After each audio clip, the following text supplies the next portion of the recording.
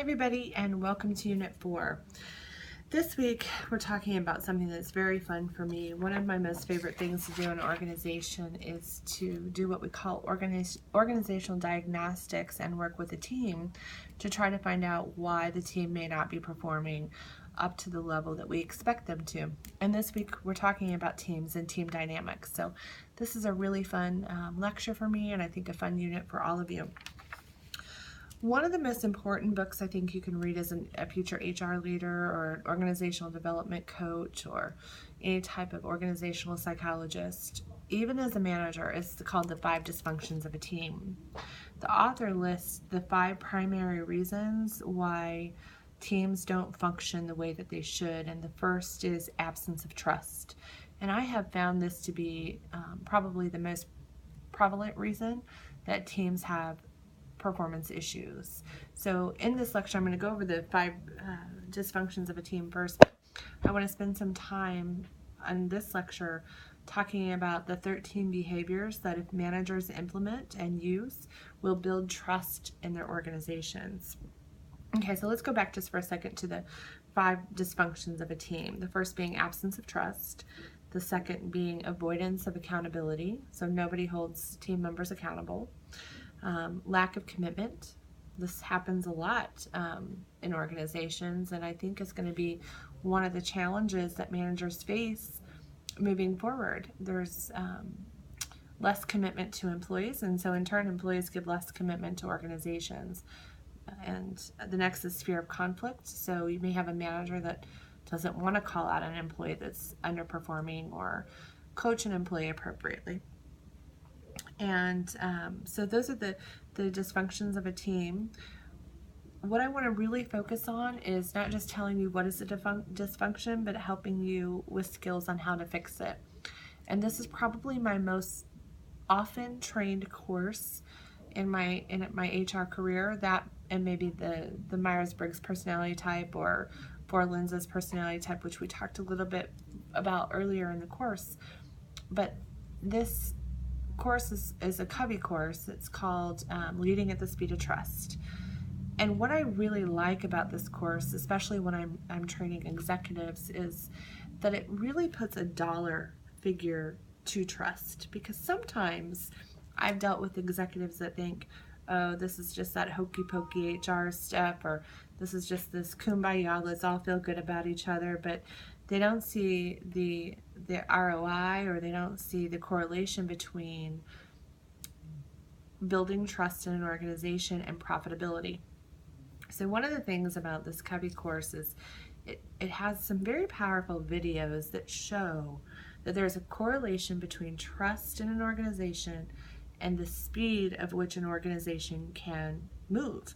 And of course, we all know that the faster we are in organizations, the more profitable we can become, because we can get more done. And, quantity always equals more profit, right?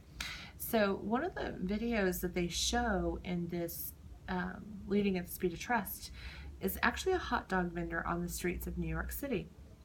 And people come down at lunchtime and they go to the hot dog vendor, and what he notices is that he has this long line of customers that every day people start falling out of the line because they don't have enough time to get the food and get back to work. So he's missing out on business. So he looks at his process, and he kind of does a Lean Six Sigma exercise where he looks at the non-value added steps of what he's doing and tries to streamline his process to get faster. And what he finds is that actually the slowest part of what he does is taking money from the customer and making change, because he has to take his gloves off. He's been preparing food, he has to take his gloves off, and then he has to take in the money and make the change. And he thinks, well, if I could just take that process out, or that step out of my process, I could serve twice as many people in the lunch hour and make twice as much money.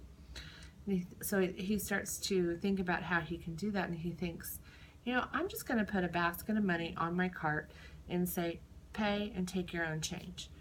And I'll pause the video at this point in the class when I'm showing, training this course, and I'll say, what are your thoughts? And most people will say, it's New York City, why would he do that? People are going to not pay, or they're going to take too much. So we go on with the video, and it actually shows this happening, and surprisingly, what happens is people actually tip him more. And he not only sells double the product, but he gets more tips because it's shown that people like to be trusted. So implementing trust in an organization will make your employees happier. It'll make them faster because they don't have to worry about whether or not, they're going to get in trouble for everything. If they know they have autonomy and that you celebrate failures as much as you do successes, which is a 3M process you should research, they'll move more quickly because they're not thinking about covering their tracks all the time. So at the end of the day, what's most important lesson from this is, what are the specific measurable behaviors that you can implement in your organization to build trust? And those 13 behaviors are as follows. Talk straight. Be honest. Tell the truth. Let people know where you stand. Use simple language. Don't try to appear to be smarter. Talk clearly. Call things what they are. Demonstrate integrity. Don't manipulate people or distort facts. Don't spin the truth, and don't leave false impressions. Okay? Number 2 is demonstrate respect. Genuinely care for others. Show that you care. Respect the dignity of every person and every role in the organization. Treat everybody with respect, especially those who can't do anything for you. Show kindness in the little things, and don't fake caring, and don't attempt to be efficient with people. The third is create transparency. Tell the truth in a way people can verify. Get real and genuine. Be open and authentic. Number 4, right wrongs.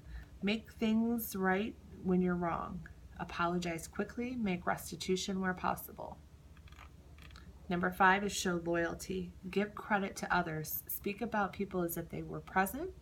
Represent others who aren't there to speak for themselves. Number 6 is deliver results. Establish a track record of results. Get the right things done. Make things happen. Accomplish what you're hired to do. Number 7 is get better. Continually improve. Increase your capabilities. Be a constant learner. Develop feedback systems. This is one I truly believe in. I went to school to be in HR, but then I went ahead and got my doctorate degree, and now I'm back in school for another doctorate degree in psychology. And although I don't intend to probably be a psychologist, I think that it's just more tools in my tool belt to understand some of the challenges that my employees and the executive management team faces so that I can provide more counseling services for them as it relates to their jobs. Confront reality. Take issues head on, even the undiscussables or the elephants in the room, if you will. Address the tough stuff. Number 9 is clarify expectations. Disclose and reveal expectations and discuss them. Put them up on the wall. What do you want to deliver? What are the expectations of the customer? What are the expectations of the stockholders, or if you're in government, of your constituents? Number 10 is practice accountability. Hold yourself accountable. Hold others accountable, and take responsibility for results. Number 11, listen first. Now, everybody needs to learn to do this. How many times have you talked to your manager, or maybe you're a manager and you've talked to your employee and you're talking and you can see that other person formulating what they want to say before you even finish talking? Listen first. Listen before you speak. Understand, diagnose. That's probably one of the best techniques and skills a leader can have.